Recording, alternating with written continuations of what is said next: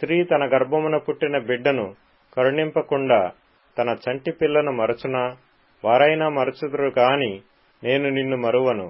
వారైనా మరచుదురు గాని నేను నిన్ను మరువను. మీరు గమనించండి, ఆ స్త్రీ అనే మాట రాయబడి, ఆ స్త్రీ తల్లిగా అయినప్పుడు మీరు గమనిస్తే తాయనైనా మర్చును కానీ నేను మరవను అన్నాను. మీరు గమనించండి, ఎప్పుడైనా మన ఇంట్లో పిల్లలు ఏడ్చినప్పుడు మొట్టమొదటిగా ఎవరు ఆ ఏడుపుని కంట్రోల్ చేసి ఏడవకుండా చేసేది ఎవరు? తల్లి. దేవుడు కూడా అదే చేస్తుంటారు మన జీవితాలు. మీరు ఇక్కడ గమనించాలి, ఒక తల్లి దేవుని ప్రేమ మొట్టమొదటిగా మనకి తెలియజేస్తుంది. అనగా she is a link to God. తల్లి is a link to God for children. ఎందుకనగా ఆ తల్లే మన జీవితాల్లో దేవుని ప్రేమ ఏ విధంగా ఉంటుందనేది మనకి తెలియజేస్తుంది తన ప్రేమ ద్వారా. She is like a window to the love of God. తను ఒక కిటికీ వలె ఉంటుంది, దేవుని ప్రేమ తన ద్వారా చూపెట్టే విధంగా తను ఉంటుంది అనేది మనం గమనించాలి. ఏ విధంగా ఏడుస్తున్న పిల్లల్ని తను ఓదార్చి ఆదరించి కంఫర్ట్ ఇస్తుందో మన దేవుడు కూడా అదే మన జీవితాల్లో చేస్తారనేది గమనించాలి. మీరు ఆలోచించండి, బైబిల్లో కానీ మీరు గమనిస్తే మోషే గారి జీవితంలో 3 నెలలు దాచబడ్డాడు. 3 నెలలలో మీరు గమనిస్తే మోషే గారు ఏడ్చినప్పుడల్లా జకోబు చేసింది ఎంత గొప్పగా అంటే, దేవుడు ఏ విధంగా మనల్ని ఓదారుస్తారో మనం కన్నీరు గార్చేటప్పుడు ఆ విధంగా ఏడవకుండా తను ఓదార్చి తనకు కావాల్సిందంతా తనకు చేయడము అనేది మనం గ్రహించాలి. ఈరోజు ఈ వాక్యాన్ని వింటున్న వారు నా జీవితాల్లో తల్లులుగా ఉన్నవారు కానీ బిడ్డలుగా ఉన్నవారు మనం గ్రహించవలసిందేనగా నీతోడు నాతోడు ఉండేది మన తల్లిదండ్రులే.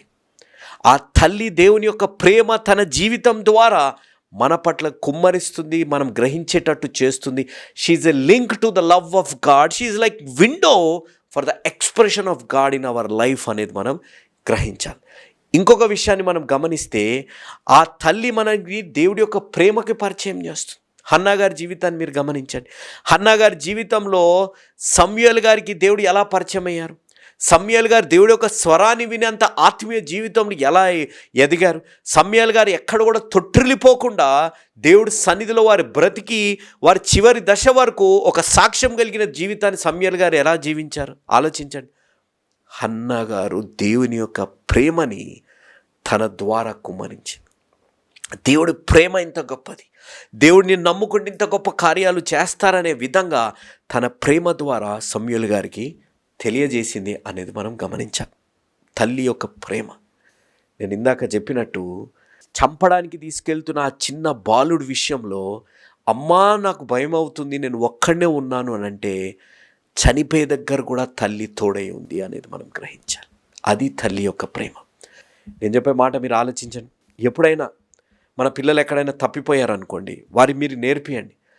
ఏదైనా స్త్రీ తల్లిగా ఉండి వారి బిడ్డలతో ఉంటే వారి దగ్గరికే వెళ్ళి సహాయం అడగమని వారికి నేర్పియండి. ఎందుకనగా ఆ తల్లి గమ్యం చేరే వరకు, అనగా ఆ తల్లి ఆ తప్పిపోయిన బాలుడికి కానీ పాపకు కానీ బాబుకి కానీ తన తల్లిదండ్రులు చేరేంత వరకు ఆ తల్లి నిద్రపోదు.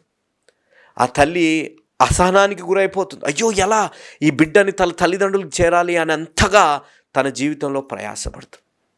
మరి నీ దేవుడు, నా దేవుడు, మన యేసయ్య, యేసు ప్రభువారు ఏ విధంగా ఈరోజు నా జీవితంలో ఆ గమ్యం చేరాలనే ఒకే ఒక ఉద్దేశంతో నీకు నా పట్ల సహనం కలిగి ఉన్నారు. నీవు నేను ఆ గమ్యం చేరాలని చెప్పి ఆయన మన జీవితాల్లో కన్నీరు కార్చినప్పుడు మనల్ని ఓదార్చి మన జీవితాల్లో దేవుని యొక్క ప్రేమని ఆయన కృప ద్వారా ఆయన కనికరం ద్వారా మనపై కుమ్మరిస్తుంటే మనం గ్రహిస్తున్నామా అనేది ఒక్కసారి ఆలోచించాలి.